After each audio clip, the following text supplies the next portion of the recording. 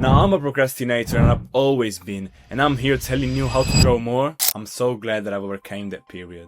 Now you wanna draw and get better, but the voices in your head keep pushing you in bed to watch another more reel. Now, if you are a procrastinator, you're always gonna procrastinate. At least, this is what I used to think years ago. But I didn't know that I was basically a couple of mind tricks away to finally be able to draw whenever I want to get the motivation that I needed, even when I don't feel like drawing. By the way, I'm Matt, I drew a whole 80 pages fully illustrated fantasy art book, and do you think I could have done it if I kept on procrastinating? Now stay tuned for the little step that I put in the end that is finally gonna get you unstuck for good. Now this first step is really important because we have to get your ass out of bed, out of the comfort zone, out of the procrastination zone. Now this mind trick that I'm about to tell you is so powerful that people use it in business, in studying, literally in whatever you can think of. But I'm here to make it suitable for artists. Now this mind trick that I'm talking about is the 2 minutes rule. You might have heard of it. It's basically promising yourself that you're gonna do a thing for 2 minutes, so it's not as overwhelming as it would be to do the whole thing. So for example, if you have to study for a whole exam, thinking to get out of bed to study for the exam is so hard, so you promise yourself you're just gonna study for 2 minutes, that is better than nothing, and then get back to bed. More times than not, you end up studying the whole thing. We're gonna do this for drawing, so promise yourself you're gonna draw for 2 minutes and then go back to bed. I know you're gonna keep on drawing many of the times, but I'm not stopping here. If you want this to work, bro, after this video, you have to get up and draw for 2 minutes. I'm gonna make this easier for you. I'm gonna give you a prompt. Now make a sketch of a mole. You can make it a good sketch, you can make it a bad sketch, do it fast, take your time. You can do whatever you want. Do a 2 minutes mole sketch and then go back to bed. I know you're gonna keep on drawing. The mole is a weird prompt, so you may wanna do the 2 minute sketch, and then why not studying moles? Why not making a mole armor? Why not making a humanized mole? So do the 2 minute sketch, then you can either go to bed, it's completely fine, you drew for today, or you can experiment, you can use your creativity. This is really powerful because it helps you to defeat the biggest boss of procrastination, which is starting. Now, if you do this every day, 2 minutes every day at the same time, starting is gonna be effortless. By the way, good job if you're still here. This means that you're choosing to watch an educational drawing video instead of some random scrolling on TikTok or whatever, so you have my respect. You might as well check out my program From Stuck to Creative Machine, which explores all the reasons why you may feel stuck, and through actionable steps and exercises helps you build motivation, develop your skills, and finally be able to work on that project. So I said do the 2 minutes rule every day. It sounds easy, but I know you're gonna do it for 2 days at max and then stop. We have to use a trick that gets you hooked, and you may already know it because many apps and social media use it. For example, let's take Snapchat, one of the most famous social media. Whenever you send pictures to someone every day, you get a streak, you get a little flame, right? Or for example, Duolingo. Whenever you study the language every day, the little bird doesn't get mad, so you get the streak. You may understand what I'm talking about. You have to set streaks. Now the best way to do it is through an habit tracker.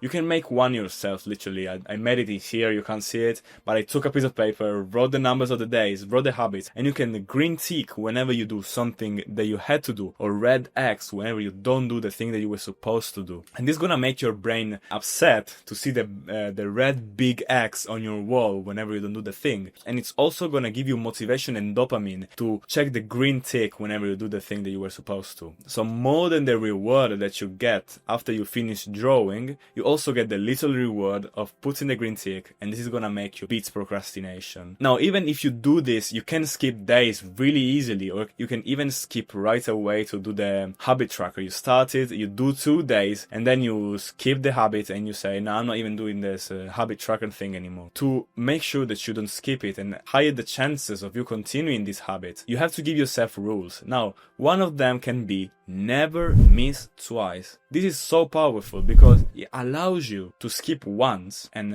it's not extremely overwhelming because you know, man, today I don't really want to draw. I skip. So you skip. You put the red X, you get a little friction because you put the red X. But you know that tomorrow you have to draw. If you think that you're gonna start this habit tracker thing, saying I will never skip, ever, it's gonna get overwhelming and you're gonna stop. So if you allow yourself to skip once, it's gonna be less overwhelming, and also you know you're gonna do it the day after because the rule is never skip twice. Now I told you some practical steps, the 2 minute rule, the habit tracker, all things that you can do to fight procrastinations. But if you don't know the real enemy, how can you hope to fight it? The next step is to understand what you're fighting. Know your enemy. What is the cause of procrastination? Many people think that procrastinating is just not doing the work. But procrastinating is not doing the work because you don't draw because you scroll. You don't draw because you go to the gym. I don't think that's the reason though. Now the actionable step here is to understand what is the thing that is stopping you from drawing. For example, as I said, it may be scrolling, it may be watching TV, it may be playing video games. I'm only saying mindless things because I know that if you don't draw, as drawing is something so enjoyable, if you don't do it, it's probably because you have something more enjoyable. And sometimes playing video games feels more enjoyable than drawing, but at the end of it, you don't have anything in your hands. And at the end of a drawing session, you may have a beautiful masterpiece. Now, to make this work even more, get a piece of paper, write the reason, so you know what it is. It's not just in your mind. You don't forget it. So, scrolling is the reason. You stick it on your wall. And you also write, near scrolling, all the things that you can do instead of scrolling. So, for example, a small sketch, you can take a walk, you can do whatever you want to do instead of that. And of course, we're talking about drawing here, so we want to make it drawing related. Little sketch, final piece, I don't know, anatomy study, whatever. You can also write some solutions to stop doing the bad habits. The thing is still scrolling. You can write some tips that are gonna help you with that. You can research online, for example, scrolling. It can be setting your phone in grayscale mode, or taking notifications off, or block your apps or whatever. Like, I'm not here to tell you how to stop scrolling, but find the reasons why you're not drawing and identify it, so you know how to fight it. You know the recipe to finally defeat the enemy and introduce drawing in your life again. Now, this final step is the thing that is gonna click it for you. If you do this, I can assure you that you're gonna draw so much more. We often procrastinate because we are scared of making bad art. I don't get out of bed to start drawing because I'm scared that my sketch is gonna look so bad that it's gonna make me question if I should continue drawing or not. If you only remember these two things. First, if you make a bad sketch, nobody's ever gonna see that. You can burn it or throw it into the garbage. You can literally hide it. Nobody's gonna see your studies. Everybody's gonna see your results. And if you don't study, you're not gonna get good results. So think about that. Study, make ugly art, make ugly studies, so your final piece can be good. Okay? This is the first thing.